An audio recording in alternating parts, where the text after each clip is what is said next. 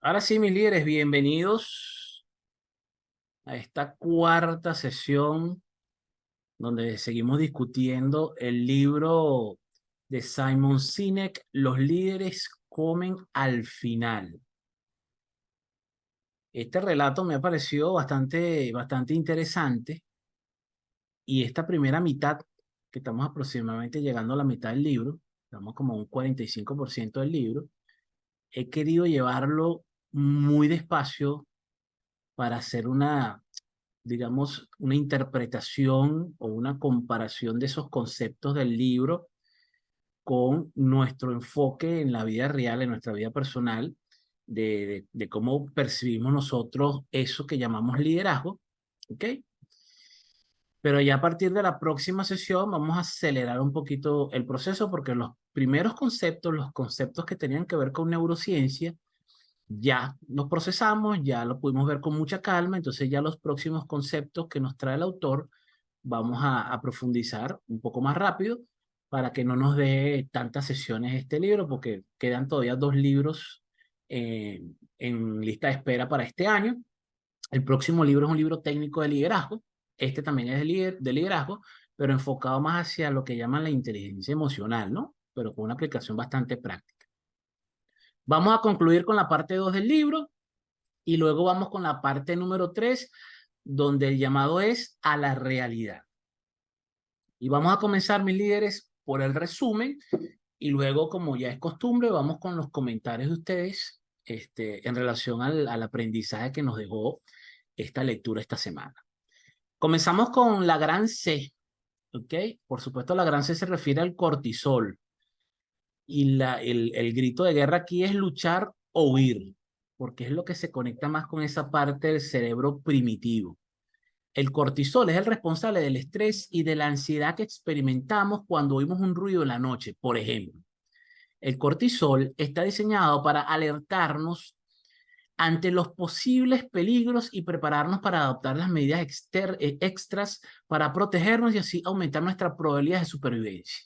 Por eso el subtítulo decía luchar o huir, porque cuando el cortisol se activa hay solamente dos posibles respuestas de nuestro cerebro primitivo, que es o luchamos o huimos.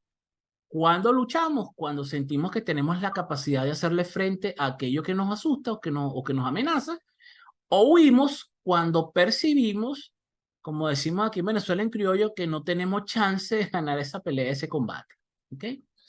Apliquemos la misma escena de las gacelas del entorno de una oficina que habíamos conversado en sesiones anteriores. Una persona capta el rumor de que va a haber despidos masivos en la empresa. Se lo cuenta un amigo de trabajo y al cabo de poco tiempo, como la manada de gacelas, uno a uno, el rumor se extiende y todos los empleados de la oficina empiezan a hablar y a inquietarse, angustiados por los despidos inminentes.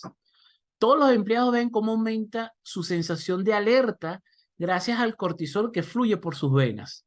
El estrés que les invade les distrae de hacer cualquier otra actividad hasta que sienta que ha pasado la amenaza.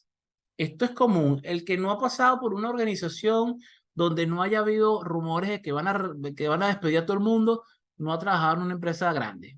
Siempre hay algún rumor de que la cosa va mal, de que van a despedir a alguien, de que el jefe está bravo. Y fíjense ustedes cómo a veces nuestra conducta nos traiciona y somos nosotros los que generamos esa realidad, obviamente ficticia, de que hay un peligro.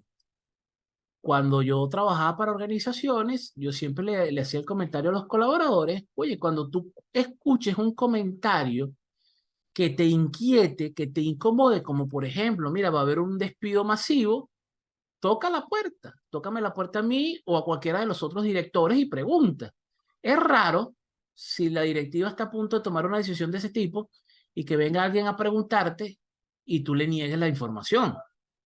Obviamente, si estamos pensando en una reducción de personal por causas extremas, ¿ok? De necesidad extrema, tampoco lo vamos a estar comentando en todos los cafés. Miren, muchachos, busca por ahí que creo que vamos a empezar a votar gente.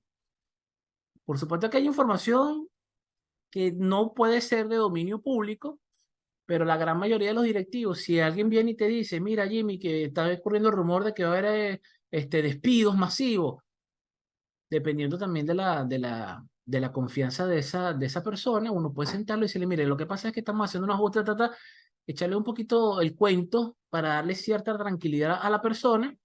Y si sabemos que esa persona, entre comillas, está a salvo o no está en la lista de las posibles personas que abandonen a la organización, podemos decirle, mira, Joffer, tú tranquilo porque tu puesto todavía sigue siendo bastante relevante y vamos a apostar porque así siga permaneciendo. ¿Ok? Lamentablemente, las situaciones económicas afectan de diferente manera a las organizaciones y aunque yo soy de los directivos que no les gusta o no son partícipes de usar a los empleados como los saquitos de peso en los globos aerostáticos, de que cada vez que tenemos algún problema económico, lo primero que hacemos es botar gente, yo lo primero que hago como directivo es revisar qué es lo que estamos haciendo mal que no nos está permitiendo tener la solidez necesaria para mantener las operaciones. Generalmente, el salir de esos atolladeros económicos, nosotros aquí en Venezuela que tuvimos una experiencia monumental del 2014 al 2018, les puedo decir que aún cuando las cosas parecen desastrosas, siempre hay cosas que podemos hacer a nivel de decisión, a nivel de dirección, para salvaguardar, y eso es muy hermoso lo que dice el libro en el próximo capítulo, ¿ok?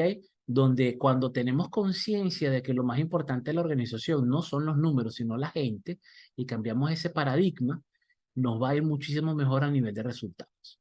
El cortisol, como cualquier otro químico que genera nuestro maravilloso cerebro, se activa o es el resultado primeramente de nuestra percepción a lo que ocurre en nuestro entorno, a la confianza en nuestras capacidades personales, a nuestras experiencias pasadas y en resumen responde a nuestro sistema de creencias. Y esto es importante, mis líderes. Todos podemos estar frente a una amenaza, podemos estar viendo una amenaza, pero no todo el mundo percibe la amenaza de igual manera. Y eso es importante que lo recalquemos. Mientras Joffer está viendo a lo mejor una amenaza descomunal ante lo que está ocurriendo en el entorno, posiblemente Alonso lo ve y dice, no, Jimmy, bueno, sí, la cosa no pinta bien, pero hay oportunidades, la empresa está haciendo esto o aquello para poder salir a flote, qué sé yo. Va a depender mucho de nuestra experiencia y de la capacidad que tengamos de hacer una mejor interpretación de lo que está ocurriendo en el entorno.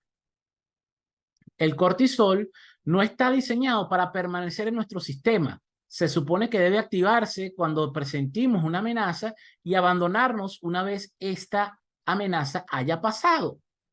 Pero todos sabemos que eso en muchas personas no ocurre.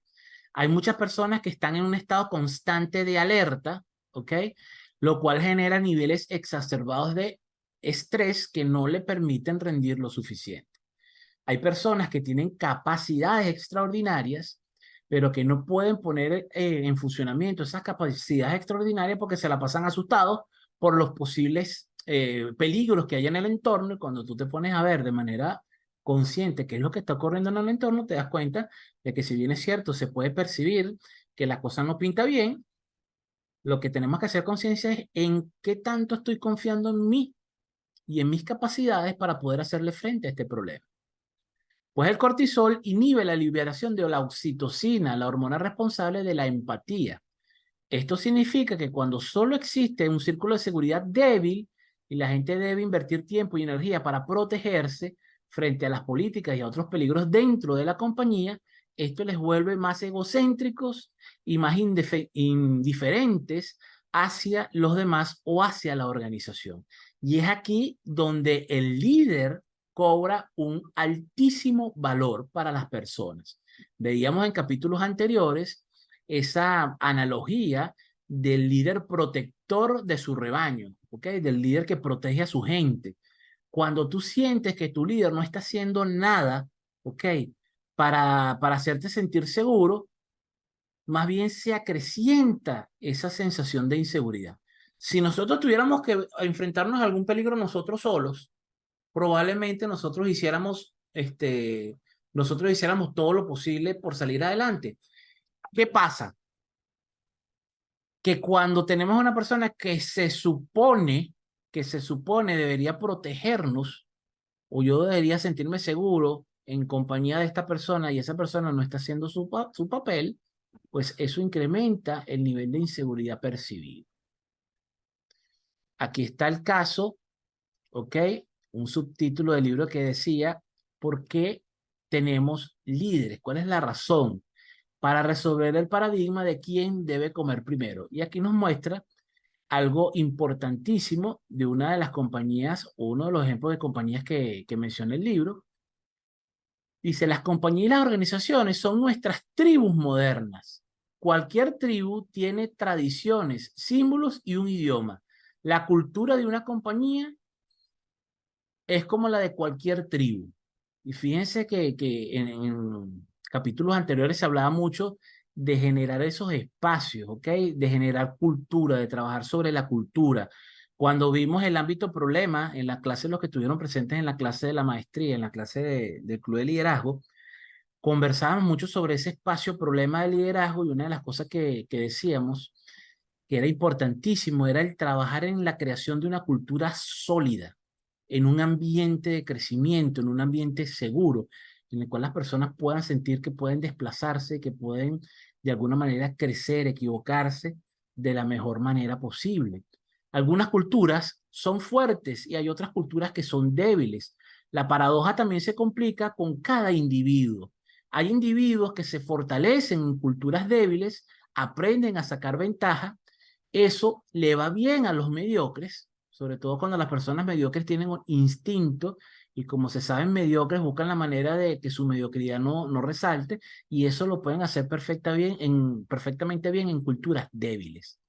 Otros se debilitan mucho en culturas fuertes, es decir, la percepción de competencia o la percepción de fortaleza le puede jugar en contra y sentirse más bien amenazados, porque no han trabajado en ellos mismos, solo han trabajado en algo en su parte profesional.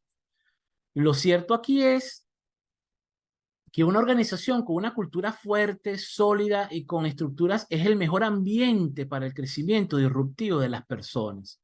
Por supuesto que la fortaleza o la debilidad de una organización está directamente relacionada con los líderes que la dirigen y los topes personales que cada uno de esos líderes tenga.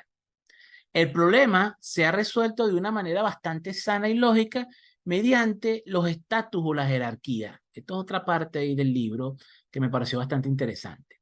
Aunque estamos pasando por momentos difíciles en la humanidad, como seres humanos, donde un grupo se ha dado a la tarea de tratar de enredar conceptos, impulsando revoluciones culturales y sociales que afortunadamente hasta ahorita han tenido poco éxito. Nos han querido vender la idea de que de la igualdad, y tal concepto realmente no existe a nivel social. Por lo menos no en el plano social en el cual vivimos actualmente, donde las recompensas disponibles deben ser repartidas por una simple división matemática, y existe el mérito.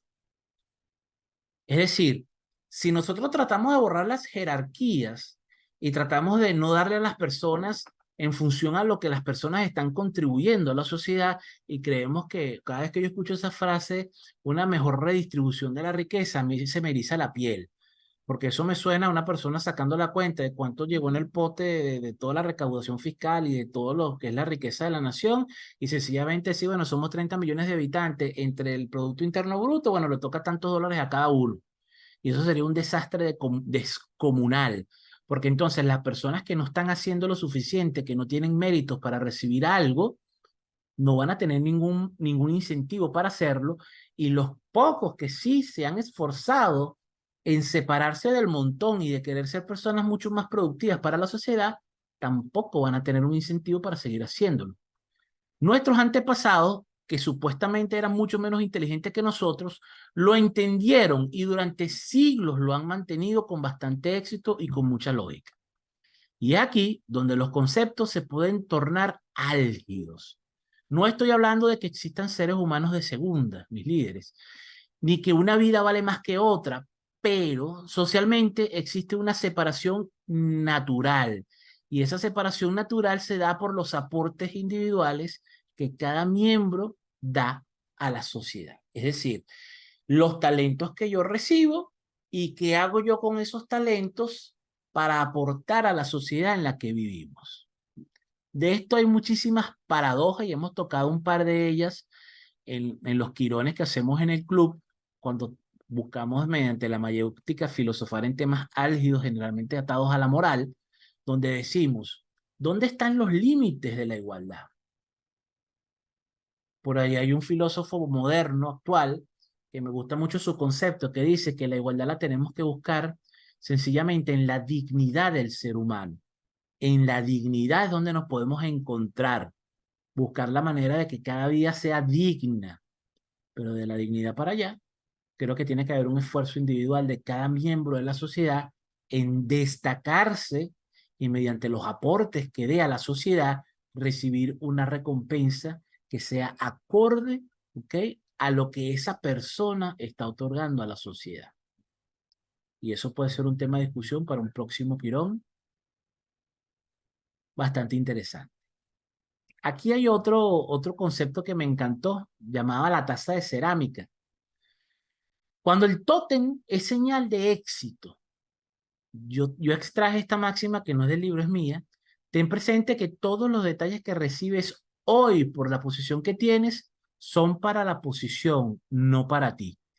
Y me encanta una historia que narra el autor en el libro, que habla sobre un secretario de Estado de Estados Unidos que estaba dando una conferencia y en el momento que estaba dando la conferencia se da cuenta que estaba tomando café en un vasito de plástico y cortó su conferencia para narrar la anécdota. Él decía, hace un año estuve exactamente en este podio compartiendo con ustedes otra conferencia distinta, y la gran diferencia entre esa conferencia y la que estoy dando hoy es que la que di el año pasado la di siendo secretario de Defensa de los Estados Unidos y hoy no soy secretario de Defensa. El año pasado, cuando era secretario de Defensa, mandaron por mí al viaje en primera clase, mandaron a buscarme con una comitiva, esa comitiva me buscó, me llevó al hotel, cuando llegué al hotel ya yo estaba registrado, me acompañaron directamente a la habitación, al día siguiente bajé, desayuné en el hotel y ya estaba una persona esperándome para yo asistir a la conferencia. Cuando llegué a la conferencia, me pusieron en un salón VIP donde nadie me molestaba para yo poder prepararme para la conferencia y luego cuando estaba aquí dando la conferencia, el café me lo sirvieron en una tacita de porcelana. Hoy, como no soy secretario de Estado, tuve que viajar en clase económica. Cuando llegué al aeropuerto tomé un taxi, llegué al hotel y me tuve que registrar. La habitación no tenía el desayuno incluido, tuve que pagar por mi desayuno, luego tuve que tomar un taxi del hotel al salón de conferencias, esperar en la primera fila, como si fuese un, ¿cómo se llama? Un participante más, y ahorita estoy aquí dictándoles una conferencia y me sirvieron el café en una taza, en un vasito de plástico. Y obviamente esa anécdota que narra el exsecretario no lo dice en tono de reclamo, sino que lo dice para luego decirle a las personas que muchísimas veces las recompensas que tenemos no son para nosotros, sino para el cargo que estamos representando. Y es por eso que si hacemos conciencia, ¿ok? Y nos preparamos para el cargo y no para la vida, nos puede pasar que cuando el cargo por algún momento lo perdamos o no contemos con él como un respaldo, nos empecemos a sentir como que somos menos valiosos ante la sociedad. Entonces, esa idea la traje a colación porque de verdad me pareció bastante potente. Comer al final se recompensa con lealtad y trabajo duro. Aquí una máxima del libro que dice, la obligación antropológica de un alfa es proteger a su tribu, lo que hablaba yo anteriormente. Para los seres humanos, la seguridad que ofrece sus miembros de una tribu fuerte, hace que ésta sea más poderosa y esté más preparada para abordar peligros mucho más grandes y hacerle frente a la incertidumbre del mundo exterior. El motivo de que los buenos líderes prosperen en los malos momentos es evidente. Sus subalternos entregan su sangre, sudor y lágrimas para que la tribu, la compañía, avance y se pueda fortalecer. Entonces, cuando usted como líder tiene como política el cuidar a su gente y la gente siente que están siendo cuidadas por su líder, cuando vienen las temporadas de problemas, que siempre van a venir temporadas difíciles, ¿ok? Las personas estén del lado del líder y lo ayude a poder pasar esa temporada difícil. Si usted es de los líderes que no es empático con las personas, que no es capaz de entender las dificultades del entorno de las personas que trabajan para usted, y usted vive en su bolita de cristal, cuando vengan los tiempos difíciles, la persona va a estar más pendiente en seguir sobreviviendo que en ayudar a que la compañía sobreviva. Y volvemos a eso, ¿ok? Todas las hormonas que nos hacen sentir bien son básicas para nuestra supervivencia como individuos y como población. Juegan un papel basado en nuestras necesidades y en los entornos en los cuales trabajamos. Fíjense aquí, mis líderes, nuestra capacidad de trabajar duramente y de soportar el trabajo arduo se debe a las endorfinas. Nuestra capacidad de fijar metas, de concentrarnos y de hacer las cosas procede de los poderes incentivadores de esa dopamina. Progresar nos hace sentirnos bien y por eso es que lo hacemos. La serotonina es responsable del orgullo que sentimos cuando aquellos por quienes nos interesamos consiguen grandes cosas o cuando nos enorgullecemos o cuando nosotros enorgullecemos a las personas que nos quieren. La serotonina nos ayuda a asegurarnos de que cuidamos a quienes nos siguen y ayudamos a quienes nos guían. Y el misterioso poder de la oxitocina nos ayuda a formar vínculos de amor y de confianza. La oxitocina nos mantiene sanos, abre nuestras mentes, biológicamente aumenta nuestra capacidad para resolver problemas. Sin la oxitocina, solo haríamos progresos a corto plazo. Los avances impresionantes exigen que una persona que confía que confíe en unas en otras, y eso aumenta la capacidad para resolver problemas mucho más complejos. La única manera que nosotros crezcamos, mis líderes, y que podamos avanzar es que desarrollemos la capacidad de resolver problemas complejos. La diferencia de sueldo entre un operario y una persona, un gerente o un ejecutivo, es la capacidad que ha desarrollado en resolver problemas más complejos. Y a eso es lo que organizacionalmente llamamos experiencia. Es la capacidad de resolver cada vez problemas más complejos y la capacidad de arriesgarnos a tomar decisiones más complicadas. Básicamente, un director cobra por las decisiones que toma, porque las decisiones que toma a nivel de dirección van a impactar en toda la organización.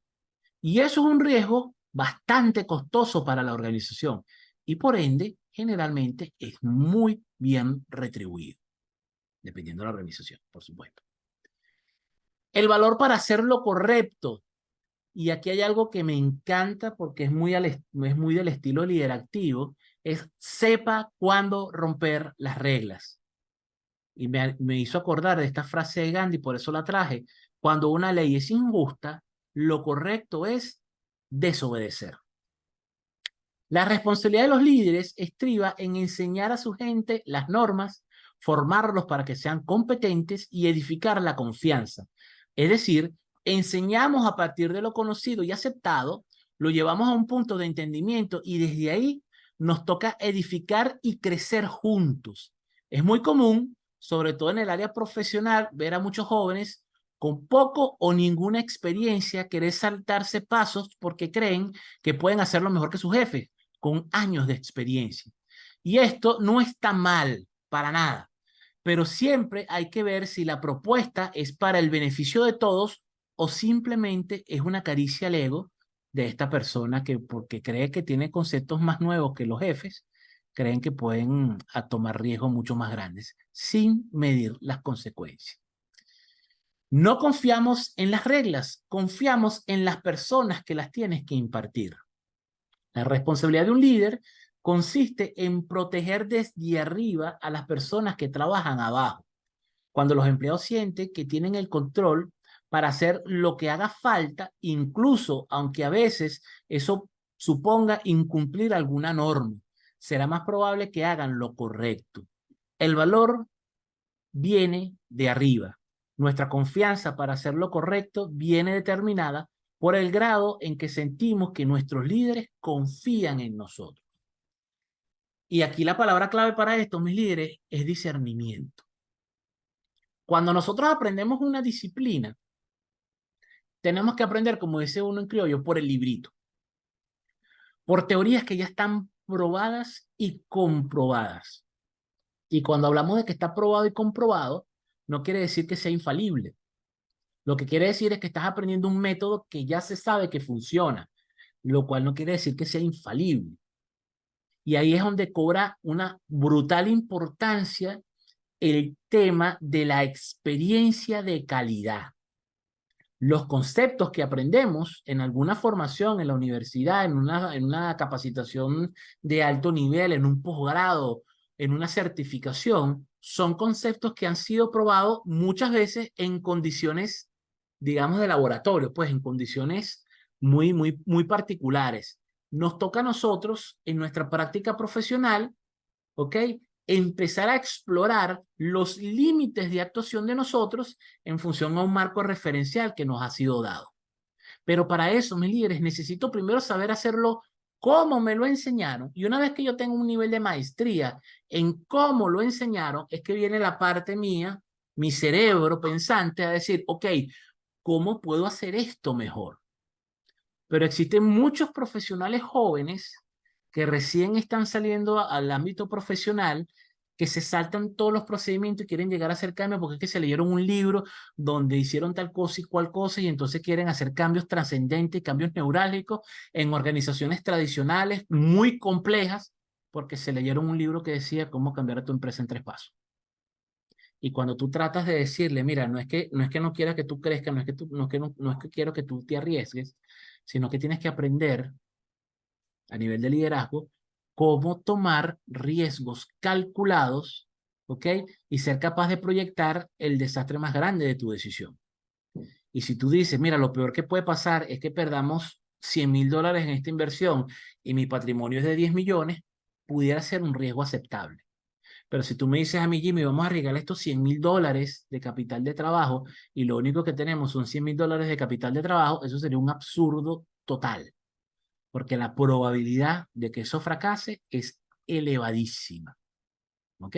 Entonces, no se trata de ser encajonados, no se trata de ser personas que siempre están por el lado legal y que hay una ley que dice tal cosa o hay una norma dentro de la organización que dice que yo no puedo hacer tal cosa y yo como unas gringolas voy y lo hago porque pudiéramos estar cometiendo un gravísimo error. Y ojo, mis líderes, si ustedes siguen algún protocolo y pasa algo en lo cual usted es responsable, usted no simplemente va a decir, no, es que el protocolo decía que no podía apretar el botón, porque entonces va a haber un estudio exhaustivo de saber cuál es su criterio al momento de tomar decisiones, porque las normas están ahí como una guía, al igual que los protocolos. Los protocolos están para que en una situación de alto riesgo y de alto estrés tengamos un camino el cual podemos ir trazando. Pero si usted con su inteligencia y su discernimiento se da cuenta que si sigo aplicando el protocolo, algo malo va a pasar, pues nosotros los líderes desde la valentía asumimos el riesgo y nos saltamos los protocolos. Y ojo con lo que estoy diciendo porque lo que estoy diciendo es delicado, mis líderes. Pero en el libro explica un maravilloso ejemplo porque no hay nada más cuadrado que los protocolos de aviación civil.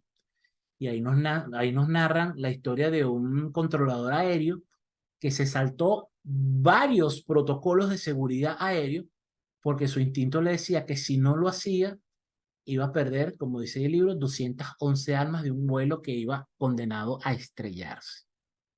Pero la persona con todo el conocimiento, no solo de los protocolos, sino la experiencia que ha tenido, ¿ok? Él sabe que los cálculos que dan los protocolos son cálculos bastante extensos, son cálculos que se hacen con bastante holgura, porque se sabe que las personas por la experiencia van a determinar si en un determinado caso específico ese protocolo se puede o no se puede activar.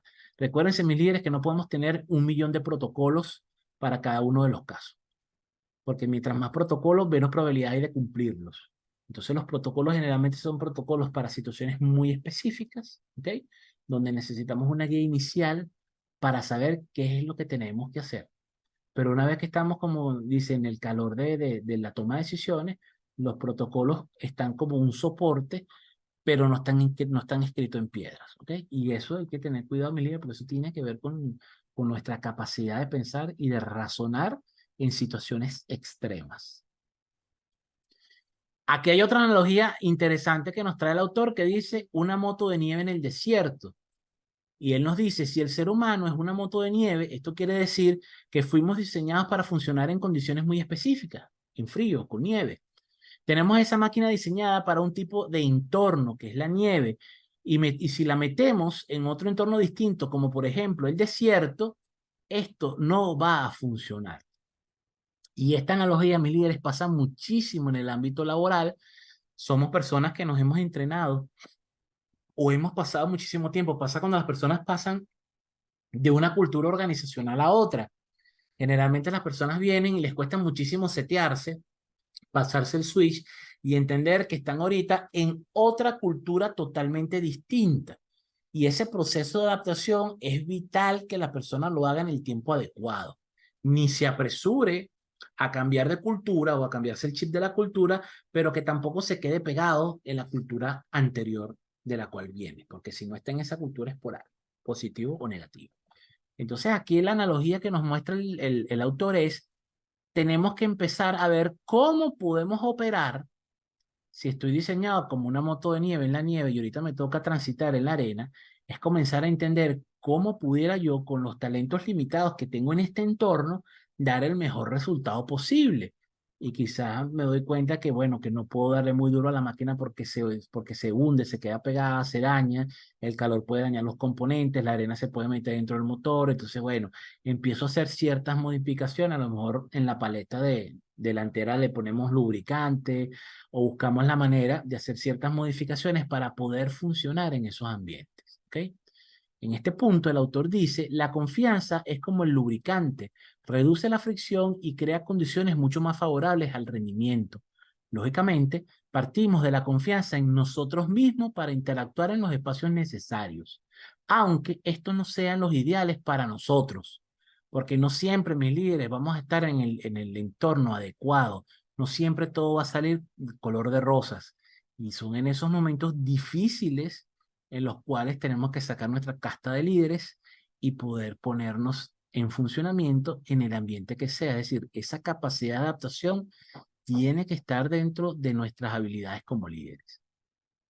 Cierra el autor aquí diciendo, la gente está bien. Más bien, el problema radica en el entorno en el que trabajan esas personas. Si se entiende esto, todo lo demás vendrá solo. ¿Por qué? Porque todos vamos a hacer conciencia que lo fundamental aquí es tener un entorno que nos permita a todos crecer.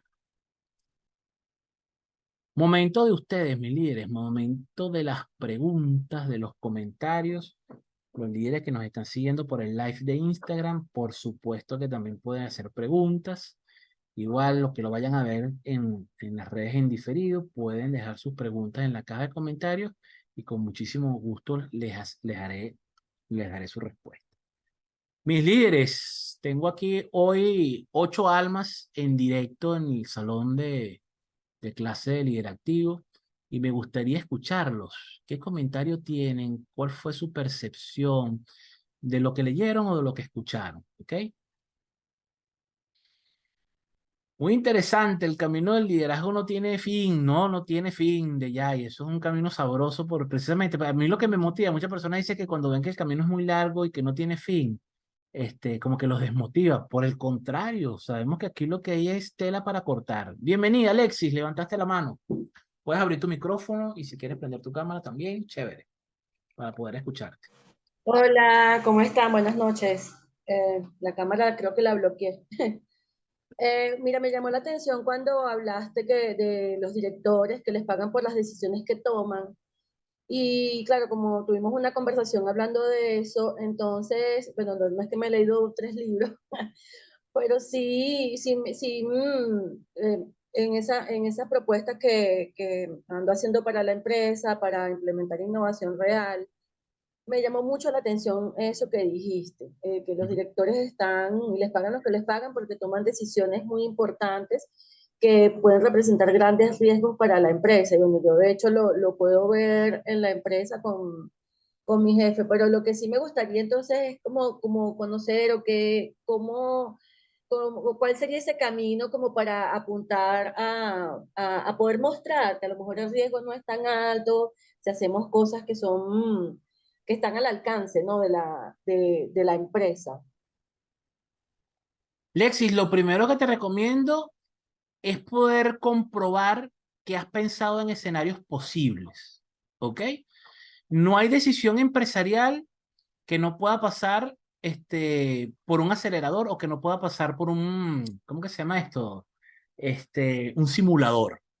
Hay N cantidad de simuladores gerenciales que nos permite mediante técnica poder de alguna manera proyectar qué va a ocurrir tal cual como los árboles de decisión. Oye, si invertimos esto, ¿qué es lo que puede pasar? A o B. Si en vez de hacer esto, hacemos esto, ¿qué puede pasar? A o B. Siempre dentro de bandas de cuál es lo mejor que puede pasar y qué es lo peor que puede pasar. Y siempre nos enfocamos en que lo peor que puede pasar, o que yo puedo estimar que lo peor que puede pasar, la empresa lo puede absorber sin ningún problema. Entonces, cuando presentamos proyectos, sobre todo cuando son proyectos disruptivos, tenemos que desarrollar la capacidad de presentar esos escenarios disruptivos en varios escenarios posibles. ¿Ok? Tener la capacidad de mostrar una visión clara, decir, miren, esto es lo que vamos a hacer, esta va a ser la inversión. Esta inversión la podemos tener, bien sea por reasignación de fondos de capital de trabajo de tal proyecto que no está siendo muy rentable ahorita, o he averiguado y algunos tal banco y tal banco con el que tenemos relación nos pueden dar un aporte o un préstamo de tanto, y empezar a mostrar que hay un trabajo adelantado en cuanto a la operatividad de esa idea. ¿Ok? Y tener, obviamente, desarrollada la capacidad de predecir posibles decisiones que vamos a tomar. No predecir el mercado, porque sería bien complicado. Pero si es un producto, por ejemplo, si es un producto que ahorita se está poniendo muy famoso, yo pudiera apalancarme en mira el crecimiento que ha tenido este producto en estas plataformas. Hemos podido averiguar y esta que sería nuestra primera competencia, estos son los proveedores, y pudimos averiguar que esta gente está vendiendo 10.000 unidades mensuales y la demanda del mercado es 50.000 y solamente hay 3 proveedores y cada proveedor vende 20.000, quiere decir 10.000, quiere decir que hay 30.000 unidades satisfechas en el mercado y en teoría hay 20.000 unidades que están sin dueño. Y a esas 20.000 unidades es donde nosotros podemos atacar, por ponerte un ejemplo. Si es, por ejemplo, en la prestación de un servicio, es decir, mira, este servicio está agarrando auge, pero nos estamos dando cuenta que este servicio se está prestando solamente en las zonas A y B. Y resulta que los estratos B y C, que aunque no tienen el mismo poder adquisitivo de esta gente, también son personas que consumen.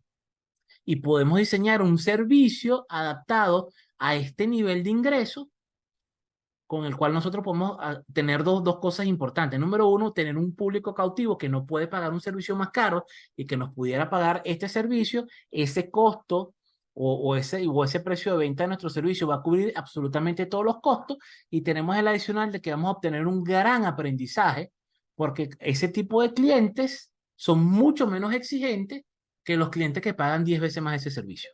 Estoy poniendo puros ejemplos, Lexi. ¿Ok? Lexi me dice, me acaba de dar una idea, qué bueno. Gracias por tu participación, Lexi. De Yais,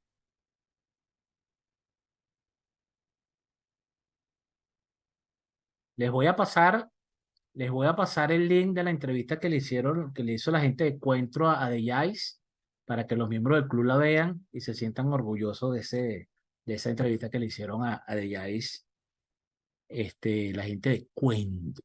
Ah, The Yais, si estás por ahí, Buenas, buenas buenas. noches, mi líder. Vamos a aprovecharte ahorita que todavía no eres tan famosa, ¿vale?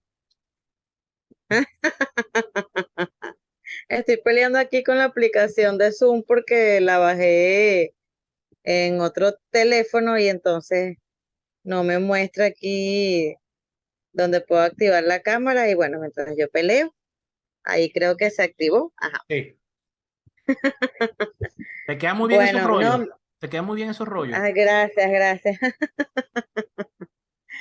Bueno, no, Sí. estaba muy interesante. Ese libro me ha parecido súper interesante, este, desde que comenzamos a leerlo, porque engloba muchas cosas de lo que sucede en temas organizacionales, ¿no? Ujú. Y sobre todo en las experiencias que uno como líder va viviendo desde desde que estamos, pues bueno, en el entorno medio, hasta que vamos poquito a poquito escalando. Me pareció muy interesante esa parte que decía la señora Alexis con respecto a la toma de decisiones, porque creo que se ha perdido mucho esa confianza cuando contratamos a posiciones que ciertamente ameritan toma de decisiones en organizaciones y la cabeza, el líder mayor, no deja que estas decisiones se terminen de ejecutar. Entonces, cuando usted menciona la parte de, bueno, pagamos un puesto por la toma de decisión que ese puesto tiene, es decir, por el impacto que va a causar dentro de la organización, enseguida en mi cabeza surgió la pregunta, pero si no dejamos a la gente tomar decisiones, ¿qué estamos pagando? ¿No? Porque me ha tocado vivirlo en experiencias laborales distintas, en donde de repente, y lo he vivido de manera personal en gerencias de recursos humanos, en donde no tenemos una toma de decisión ni siquiera parcial. Y era un poco lo que hablábamos en la entrevista que tuvimos encuentro, y bueno, poco a poco lo que uno va leyendo en los contenidos de LinkedIn, y es justamente eso. Por lo menos ahorita recursos humanos, bueno, tiene un papel, siento que muy cruel muchas veces, ahorita en el tema de las redes, ¿no? Ahorita hay un boom que creo que lo leí en muchos comentarios como que ya no son recursos humanos, sino recursos inhumanos, ¿no? Pero es justamente por eso, es el impacto que ha causado el hecho de que no te dejen tomar decisiones. Entonces, cuando no dejas a un líder tomar decisiones, tampoco estás dejando a ese líder crecer, porque creces cuando asumes responsabilidades y creces cuando esas responsabilidades traen consecuencias que tú tienes que asumir. Pero entonces siento que ahorita a nivel organizacional y sobre todo a nivel gerencial, estamos en un mundo en donde no me dejas tomar decisiones, no asumo ninguna responsabilidad y el impacto que esto tiene, pues por supuesto es negativo. Es negativo para el líder, es negativo para el equipo de trabajo y se vuelve negativo para toda la organización. Aunque ahorita, y voy a utilizar una palabra que bueno, que de repente es un poquito mística, pero estamos dormidos. Y hay muchos que estamos dormidos porque siento que no se dan cuenta realmente de lo que están haciendo. O sea, no se dan cuenta el impacto que esto va a causar de aquí a 3 años cuando digan, wow, o sea, tengo gerentes y yo en estos días le decía a una compañera, tengo operadores ganando como gerentes. Porque es que realmente cuando tú contratas una gerencia, cuando tú contratas una jefatura, y tú no dejas asumirle a la gente retos, no dejas que la gente tenga esa toma de decisión y se responsabilice, simplemente, o sea, es un operador más. Entonces, eso que obviamente que usted nos trajo hoy con respecto al libro me parece muy interesante, sobre todo este tema del alfa, ¿no? De la protección de la tribu porque como que todo tiene que ver, una cosa lleva a la otra. ¿Cómo yo protejo a mi tribu si ni siquiera tengo una toma de decisión que me permita protegerlos? ¿Quieres escuchar? Entonces, ¿De verdad quieres escuchar mi respuesta? ¿Quieres sí, escuchar mi porque la respuesta? gente que está conectada en el live quiere escucharlo. Fíjate, Yay, en qué universo paralelo a un líder no se le permite tomar decisiones? En ninguno. No, no, no, en ninguno. Cuando yo escucho un líder decir es que no me dejan tomar decisiones, estoy en presencia de alguien que no es un líder. Porque hay algo fundamental que hago yo como líder y es establecer mis límites. ¿Ok? Y hay tres momentos en los cuales se toman decisiones. Mediante la influencia, que es liderazgo, mediante la jerarquía, que le da la posición jerárquica dentro de la organización, y mediante el ejercicio del poder. tres maneras de tomar decisiones. Por influencia como líder, por jerarquía organizacional o por poder. Y en ese orden. Yo debería tomar decisiones por la influencia que tengo, es decir, cada vez que yo digo algo, tengo la suficiente influencia en la gente como para que diga, "Oye, la palabra de Jimmy vale, y si Jimmy dice que hagamos esto, lo hacemos". Si no, recurro a la jerarquía, es decir, bueno, yo soy el gerente de finanzas, yo soy el que decido sobre estos temas financieros, pues se va a hacer lo que yo diga. Y por último, el recurso que está bajo llave y que rompe el vidrio en caso de emergencia es ejercer el poder, es decir, imponernos cuando sea necesario. Lo que pasa es que estamos en una temporada bastante cristal, donde cuando tú dices que en una organización tú te impones, la gente te dice que ya eres un tirano. ¿Ok? Entonces, cuidado, mis líderes. Nosotros tenemos que saber establecer los límites de actuación. Y si yo veo que tengo que tomar una decisión y viene de Yais, que a lo mejor jerárquicamente está por encima de mí, y me dice, no, no, Jimmy, eso no es lo que vamos a hacer es esto. Es el momento de establecer un límite y decir, ya un momentico de Yais. Tú podrás ser la gerente general, pero eso es un tema financiero y sobre el tema financiero decide el gerente de finanzas. Listo. Y si aún así esa persona, por tener mayor jerarquía, me invalida la decisión, pues hay otras instancias llamadas junta directiva, llamada junta de accionistas, en la cual levantamos la mano y decimos, no estoy de acuerdo con esta decisión porque siento que están de alguna manera interfiriendo en mis funciones como gerente de finanzas. ¿Has visto eso en alguna organización? No, no, ya ahorita eso es una utopía.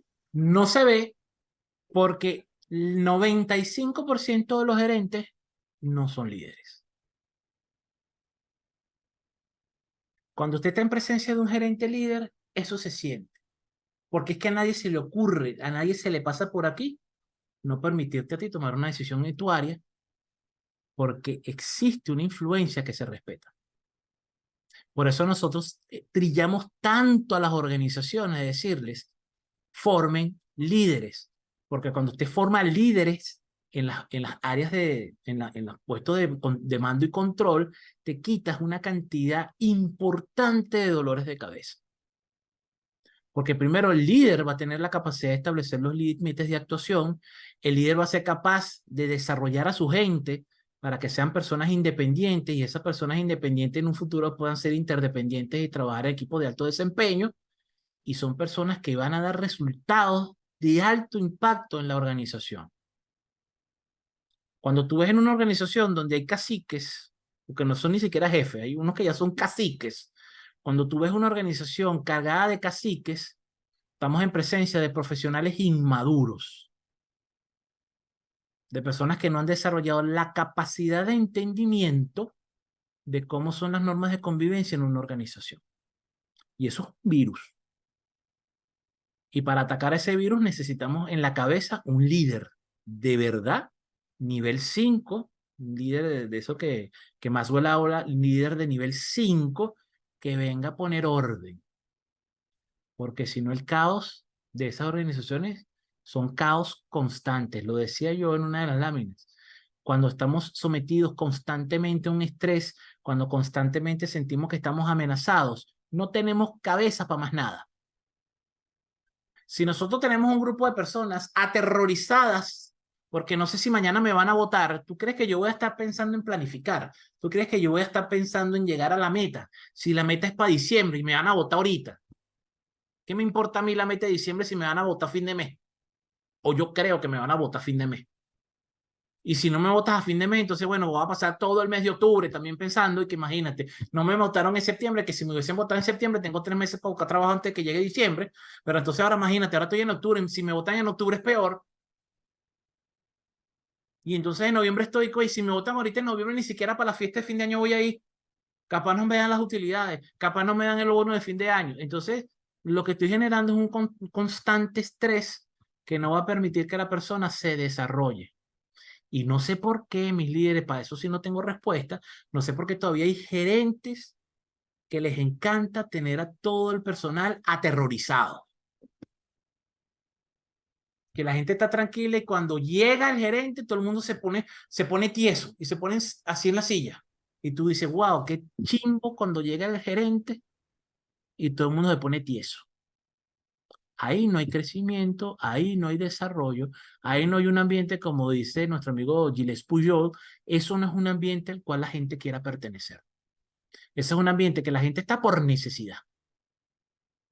Y la gente que te trabaja por necesidad no te da los resultados que tú quieres en tu organización. Gracias, Deyais. ¿Quién más? ¿Alguna otra duda, comentario, vivencia? Porque creo que Luis está abriendo Quizás la... yo agregar algo. O sea, Ah, Alonso, bienvenido, cuéntanos.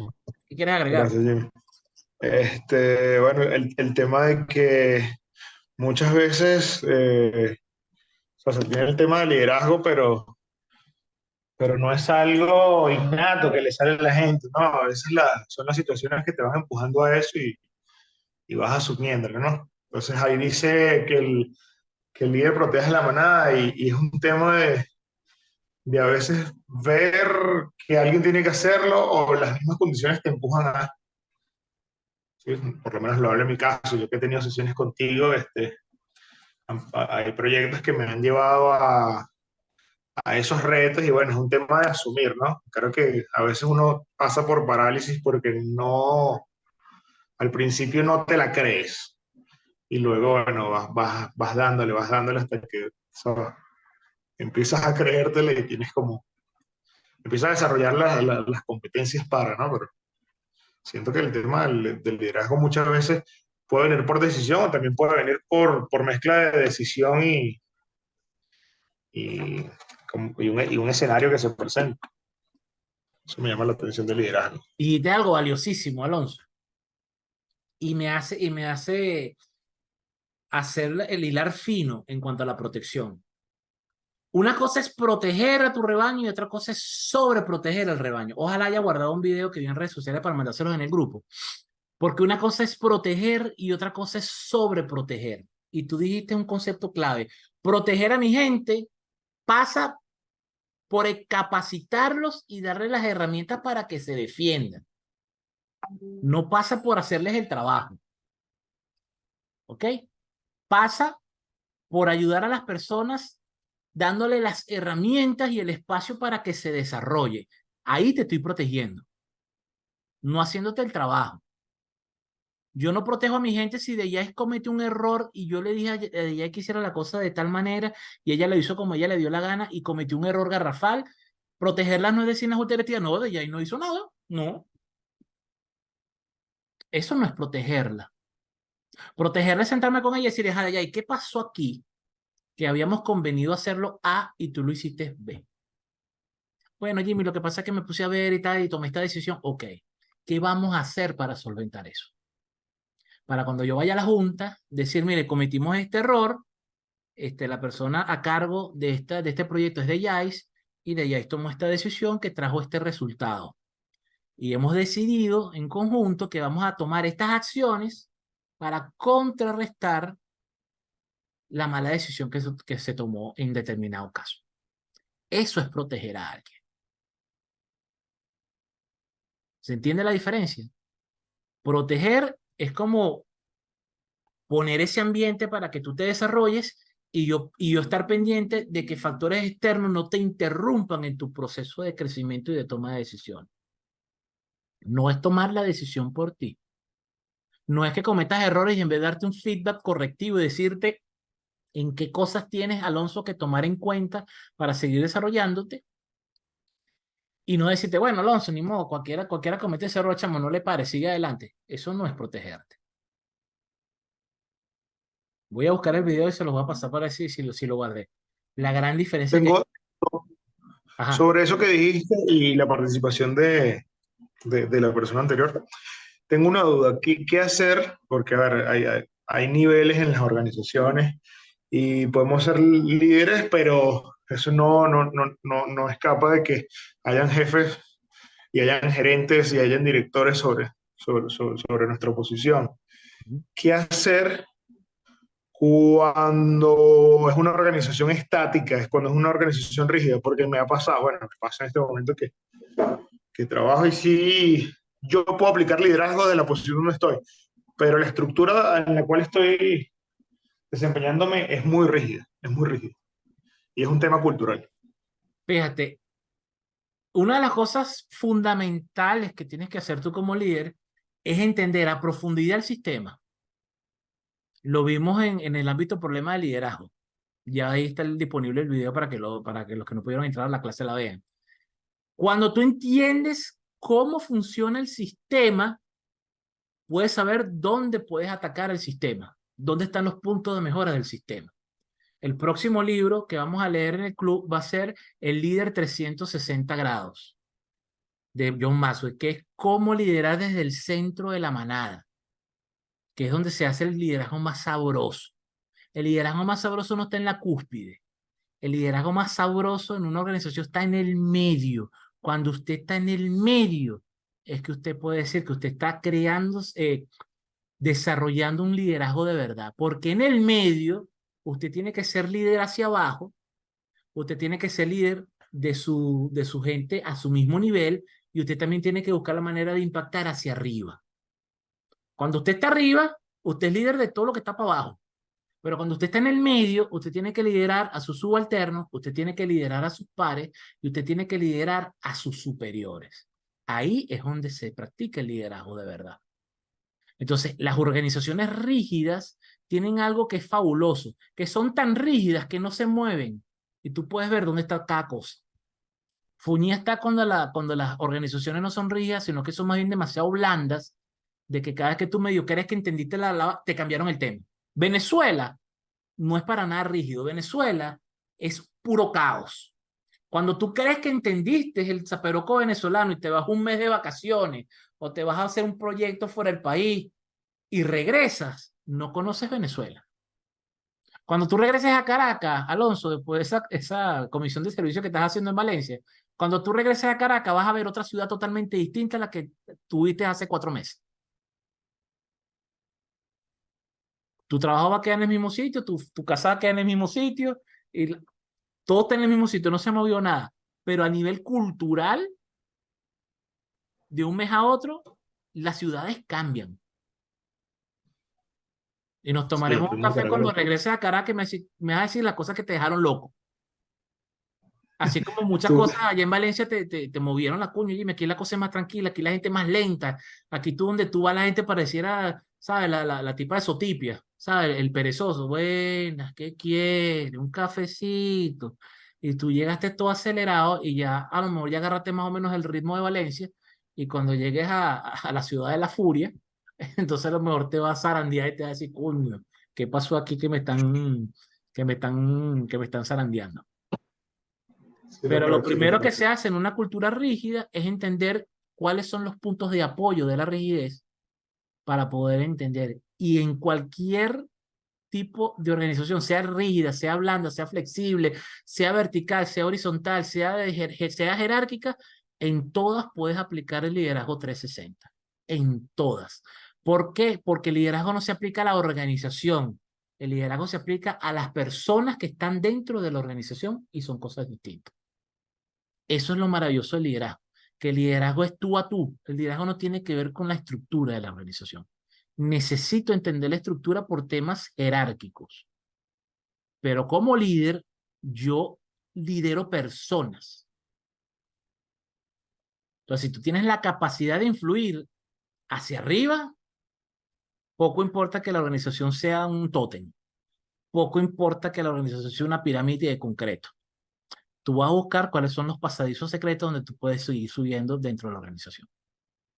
A veces las organizaciones que son tan rígidas son mucho más fáciles de ascender, porque son tan rígidas que nada se va a mover. Te puedes tomar todo el tiempo del mundo en diseñar una estrategia y si la estrategia no funciona, te puedes volver a sentar y puedes volver a diagramar hasta que consigas la fórmula que te permite escalar en ese sistema jerárquico.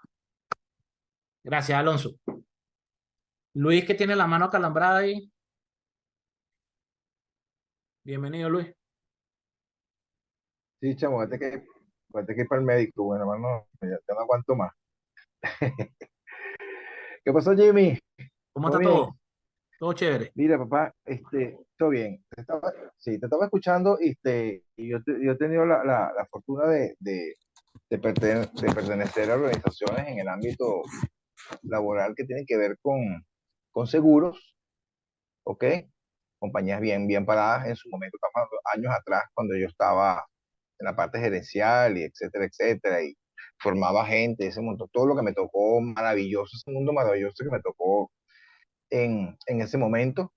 Y después lo pude vivir en el ámbito algo rígido eh, de los institutos de educación privados, ¿ok? Donde, bueno, ahí son familiares, etcétera, etcétera, etcétera, pero yo estaba desde afuera, porque yo daba cursos de crecimiento personal a la gente de colegio americano, venezolano americano, etcétera, etcétera, etcétera. Pero oyéndolos a ustedes, yo recuerdo un libro, un chale, ahorita no recuerdo el nombre, pero el autor se llama Camilo Cruz, debes conocerlo seguramente. Ujú. Y el tipo, sí, entonces él saca mira, es que hay organizaciones que son rígidas, hay organizaciones que son blandas, hay organizaciones que son disruptivas, colaterales, amarillas, verdes, azules y rojas, y hay organizaciones que son extremadamente caóticas, neuróticas y dictatoriales. Y él en su libro decía, cuando usted se encuentra en una situación de esa, donde usted sabe que ya no puede crecer para ninguna parte, saque su currículum, empáquelo y empiece a buscar para otro lado, porque el daño que te hace es muy grande. Yo estoy ahorita muy cerca de algunas organizaciones que tienen que ver con deporte, porque ya tú sabes que mi hijo es futbolista profesional y yo también lo fui y conozco mucha gente y conozco organizaciones neuróticas donde, bueno, los que están ahí para ganarse los reales porque el tipo que está arriba, el que toma las decisiones, no te escucha, no le da la gana y se hace lo que él dice. Así tú tengas los mejores proyectos del planeta. Simplemente no. Entonces, ese es un tipo de organización que no solamente en la parte de deporte existe, existe en otros sitios.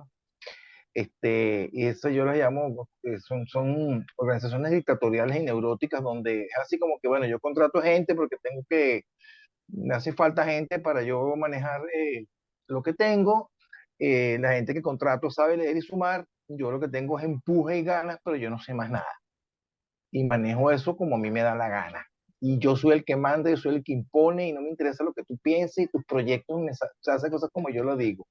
Esos son organizaciones neuróticas y dictatoriales. Esas existen, hoy. La pregunta ahí es, ¿qué pasa conmigo que estoy en una cultura neurótica y no me salgo de esa cultura neurótica? ¿Qué tengo yo de esa neurosis colectiva que no me permite salir de ella? Necesidad puede ser una, ¿viste? Hay gente que no tiene para dónde coger y se queda ahí ganándose la platica. La Más nada. necesidad, Luis, Y hay otros que sí la corren. necesidad es la peor de las excusas. Y te digo por qué. Si tienes un mes sufriendo, chévere, tienes apenas un mes sufriendo.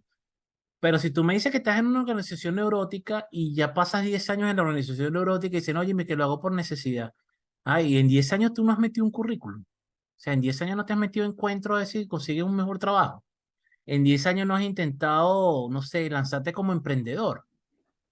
Entonces, a veces la necesidad es la peor de las excusas que una persona puede decir. Es Sí, como la excusa de los muchachos en el matrimonio. No, mi mujer me pega, pero coño, me estoy aquí por los niños. No, eso es mentira. Tú no estás ahí por los niños, sí. estás ahí por la Por eso, comodidad de que estás en un ambiente tranquilo para ti, donde a pesar de los peos de la neurótica, tienes la arepa en la mesa, tienes donde dormir, tienes quien te lave la ropa. Eso es lo que hace que tú no te vayas. No lo sigo, no seas mentiroso. sí. Por eso el Camilo Cruz lo dice. Empaque su broma y váyase. Listo. Ese libro de Camilo Cruz creo que es la arquitectura del éxito. Ese mismo es, ya. En la Ese mismo es. arquitectura del Lo éxito. leí hace un montón de años y es más. Bueno, Sí, ese libro, La arquitectura del éxito, Camilo establece, digamos, por eso lo llama arquitectura, porque lo establece como un plano secuencial de crecimiento y te dice cuál es el punto en el cual te tienes que ir a una organización. Que eso es muy sano y lo conversaba yo hace poco con Deyais.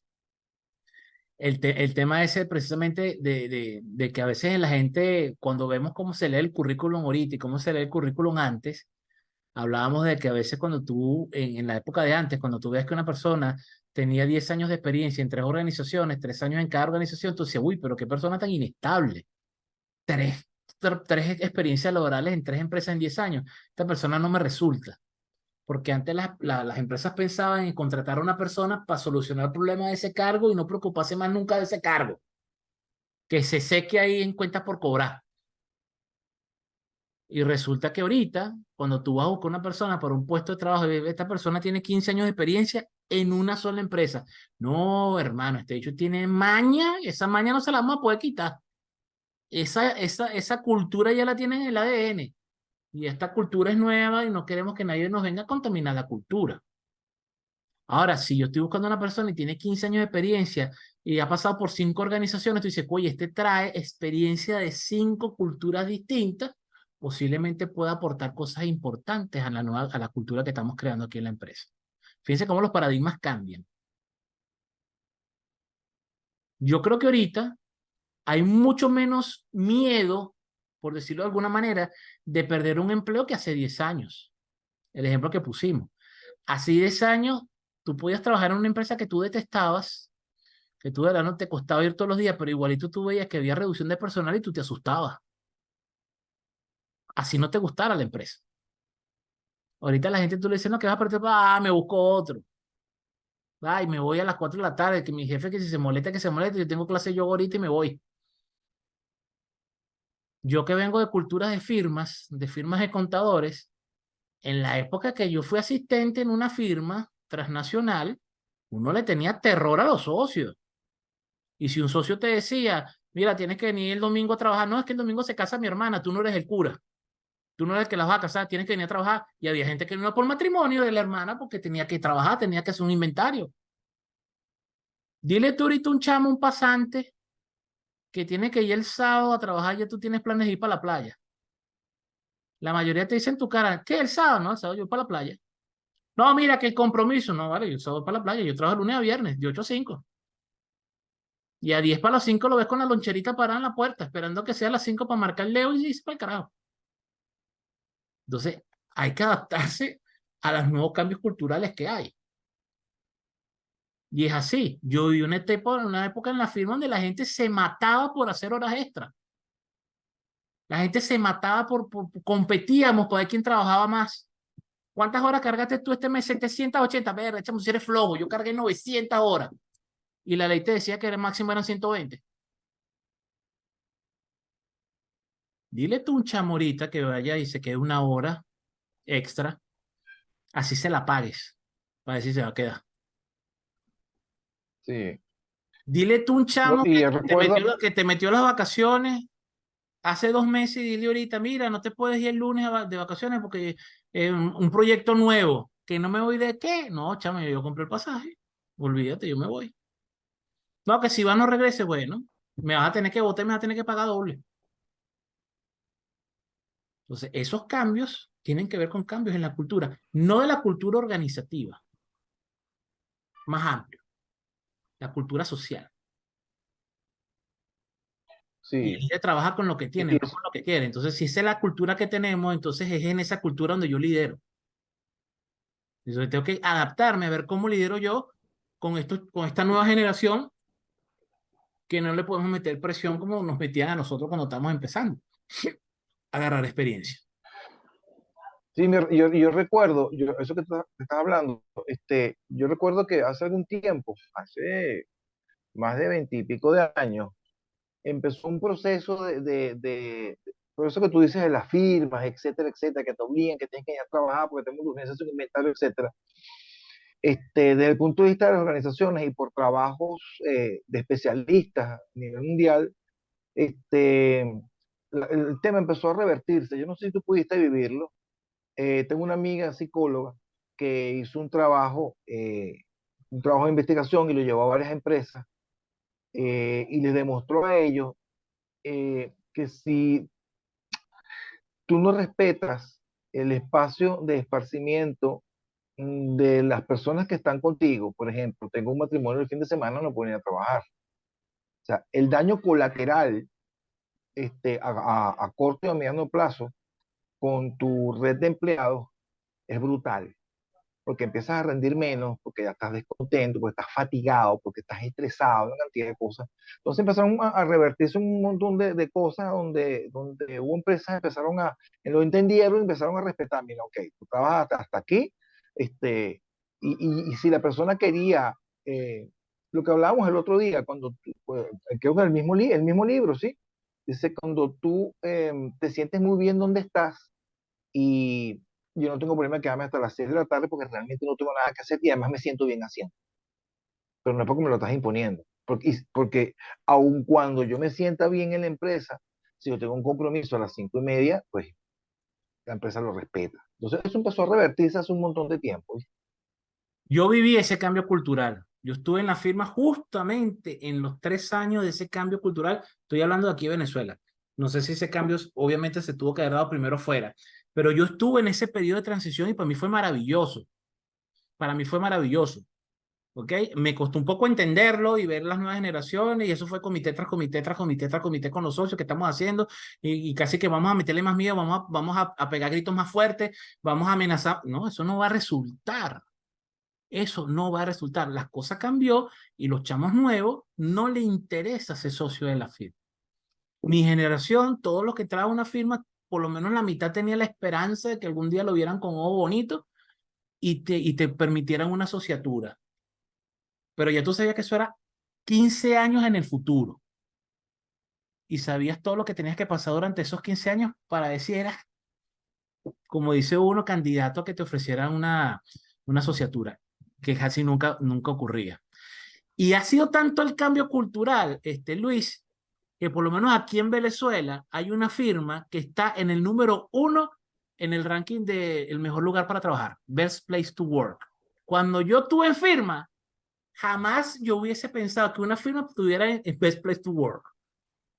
Pero ahorita, por Wow. necesidad, las firmas han tenido que hacer que sus ambientes sean lo suficientemente agradables como para que la gente quiera quedarse, como para que la gente quiera hacer carrera dentro de las firmas.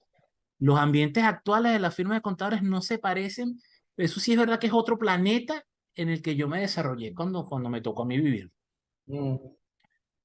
Mira, Luis, en la época mía, si la corbata no combinaba con el flu, te hacían que bajaras al primer local donde vendían corbatas, comprarte otra corbata. Sí, Porque la así, corbata así. no combinaba. Ahora los chamos van a esas firmas grandes sin corbata, sin saco. Van más relajados. Y Y trabajan mejor. tienen días de juego, sí. Y tienen días de juego. Cada empleado tiene un cubículo para sentarse. Cuando yo trabajaba, había un staff grande, que era como una gran mesa de comedor, donde tú tenías que llegar temprano para tener una silla cómoda. Porque si llegabas tarde, te tenías que ver dónde carrizo te sentabas. Literalmente. Porque era más la cantidad de personas que habían que los espacios disponibles. La mayoría del tiempo estabas en cliente, casi nunca estabas en la firma. Pero cuando era la temporada de cierre, la temporada de informes, donde coincidía la gran mayoría en la firma para entregar alguna, eso era un despelote, no había dónde sentarse. Literalmente no había dónde sentarse. Y si ibas para el baño, literalmente si ibas para el baño llegabas y no estabas tu silla. ¿Y quién me agarró la silla? Y como todas las sillas eran igualitas, te decía, bueno, no, aquí nadie te agarró, el que zapa se veía pierde la silla. Ahora los empleados tienen un espacio bonito, con una matica, con buena iluminación, con una silla ergonómica. Entonces, los ambientes cambian por la ¿Tú necesidad. conoces el libro? ¿Cuál libro? ¿Tú conoces el libro de Dale Carnegie que se llama Cómo disfrutar de la vida y el trabajo? Creo que, eso fue un tubazo, ¿viste? Ese trabajo de él. Y por ahí vienen un montón de cambios con ese trabajo de él. Bueno, Habla de eso del precisamente. trabajo de Dale Carnegie es mucho lo que desde 1920 se propuso y que se empezó a poner de moda fue en los 80, en los 90. Pero a veces el ser humano es tan inteligente que se tarda muchísimo en hacer los cambios más evidentes. Como es el cambio evidente de que si trabajamos juntos y pasamos tanto tiempo juntos, ¿y qué tal si nos tratamos bien? ¿No les parece que sería bueno que nos tratáramos bien, con educación, en vez de estar apuñalándonos por la espalda? Y fíjate todo lo que nos ha tomado a nosotros los seres humanos darnos cuenta que el lugar de trabajo debería ser un espacio sagrado, debería ser un espacio de compartir, donde todo el que llega con ganas de crecer. Dejamos ya la competencia, ya son pocas las organizaciones donde tú ves esa competencia malsana entre los compañeros de trabajo. Ahorita la gente está entendiendo que el tema con las empresas es la cooperación. ¿Cómo podemos cooperar para que todos trabajemos? Ahorita se está viendo mucho más trabajo en equipo que hace 10, 15 años. Antes Claro. el trabajo del equipo era 0-1. El trabajo en equipo antes era que el jefe te daba una tarea a ti, una tarea a Alonso, una tarea a Alexis, que tenía que ir con el mismo proyecto y cada quien entregaba su cosa por separado. El trabajo en equipo antes era como el trabajo en equipo de los trabajos que nos mandaban en la universidad.